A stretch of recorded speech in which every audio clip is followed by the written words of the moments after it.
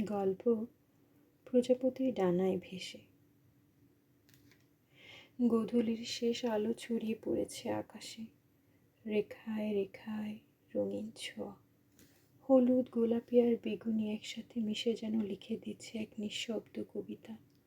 একটি ছোট্ট মেয়ে দাঁড়িয়ে আছে ছাদের কিনারায়, তার নাম রূপসী। দৃষ্টি দূরে, সূর্য ডুবছে আকাশের কিনারায়। তার ছোট্ট দুটি হাতের মুঠোয় আটকে আছে এক প্রজাপতি। না, সেটাকে সে ধরে রাখেনি, সে শুধু চায় প্রজাপতির ডানায় মায়ের কথা লিখে দিতে। মা, তুমি আছো তো? শুনতে পাও আমার মন খারাপ? রূপসীর মা আজ আর নেই। অনেক বছর আগে এক দুর্ঘটনায় চলে গেছেন। তখন রূপসী খুব ছোট। তারপর থেকে প্রতিদিন সন্ধ্যা হলেই সে আকাশে তাকায়। দাদু বলেছিল, তোর মা এখন একটা তারা হয়ে গেছে। তুই যখন প্রজাপতিকে ভালোবাসা দিবি, সে উড়ে গিয়ে মাকে পৌঁছে দিবে সেই ভালোবাসা।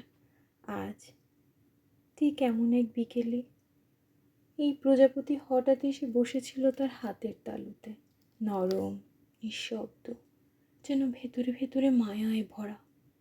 রূপসী খুব সাবধানে প্রজাপতির দিকে তাকিয়ে বলে, আমার সব কথা নিয়ে চলে যাও মার কাছে। সে চোখ বন্ধ করে, হাতে থাকা প্রজাপতিকে ঠোঁটের কাছে আনে। একটি নিঃশব্দ ফু, আর প্রজাপতিটি ধীরে ধীরে ডানা মেলে উড়াল দেয় আকাশে। রূপসীর চোখ দুটো আলোয় ভরে ওঠে। সে জানে প্রজাপতির ডানায় লেখা তার মনের কথাগুলো তারা হয়ে ভেসে যাবে মায়ের কাছে। শুধু প্রজাপতি নয়, আজ যেন পুরো আকাশটাই রূপসীর বন্ধু হয়ে উঠেছে। চাঁদ, তারা, বাতাস সবাই মিলেই তার জন্য পাঠাচ্ছে এক চিরন্তন বার্তা। ভালোবাসা হারায় না, ভালোবাসা প্রজাপতির ডানায় চড়ে পৌঁছে যায় ঠিক সেই হৃদয় যেখানে কেউ চিরকাল অপেক্ষা করে। তাই তো রূপসী এখনো চেয়ে আছে তার মায়ের অপেক্ষায়, তার মায়ের প্রতি উত্তর পাবে বলে।